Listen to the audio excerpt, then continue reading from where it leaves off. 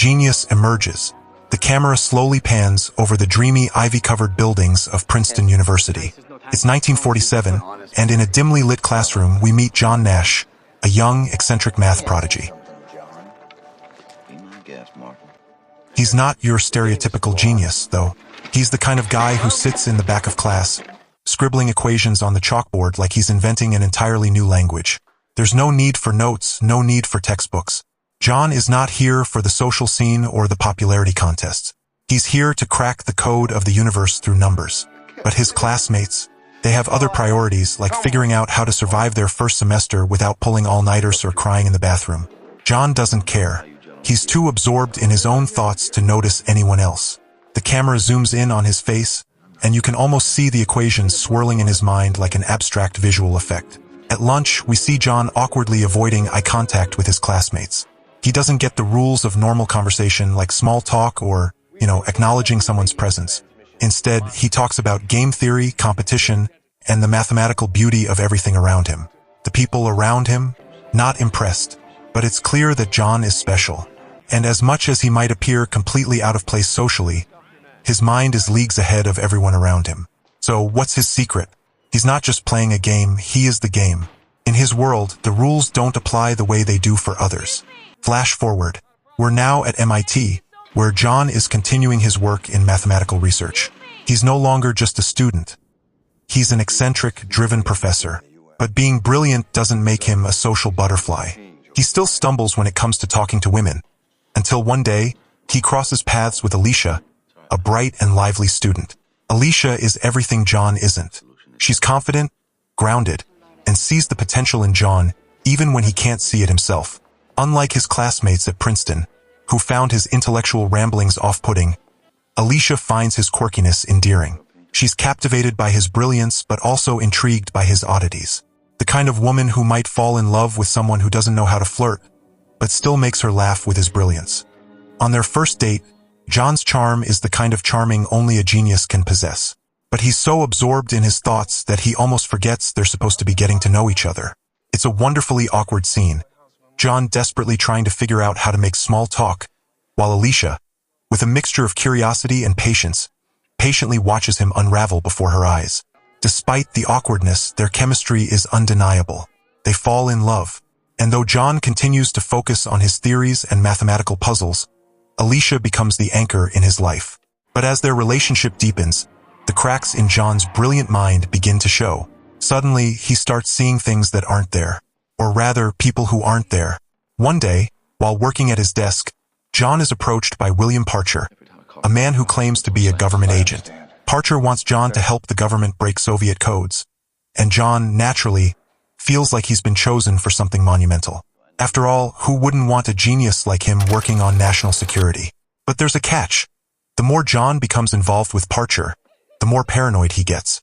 Charles, his imaginary roommate, appears in the scene, a charming and mysterious figure who takes John under his wing.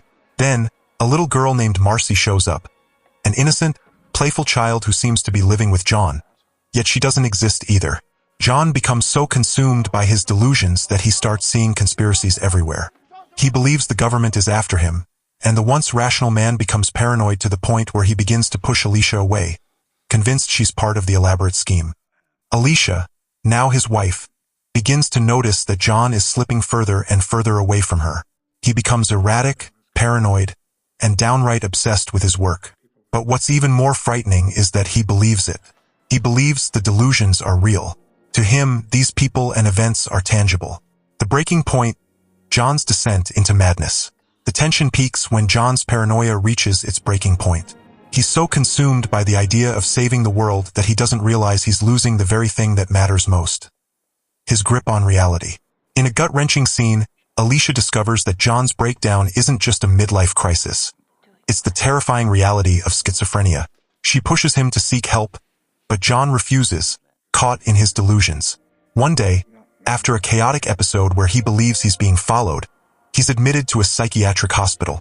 John is diagnosed with paranoid schizophrenia, and the full weight of the illness hits like a ton of bricks. It's not just his genius at risk, it's his very sense of self.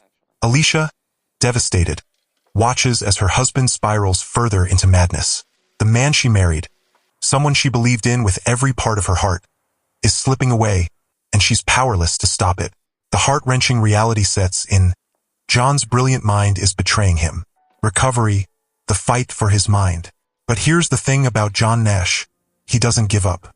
Even as his mind betrays him, even as the voices, Parcher, Charles, and Marcy, continue to haunt him, John decides to take control of his mind. It's a fight, a battle between his love for Alicia, his desire to keep his family together, and the need to outsmart his own insanity. He begins to ignore the hallucinations.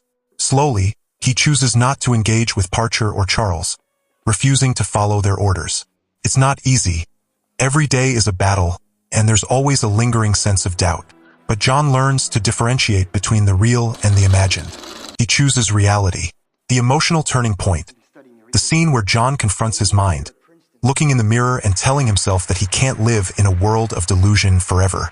John's journey to reclaim his life is long and painful, but with Alicia's support, he slowly finds his footing again. No longer does he chase invisible conspiracies. No longer does he rely on his imaginary friends for validation. He finds new purpose in teaching, in working, and most importantly, in loving Alicia, who, despite everything, never gave up on him. The Nobel Prize, the ultimate triumph. Fast forward a few years.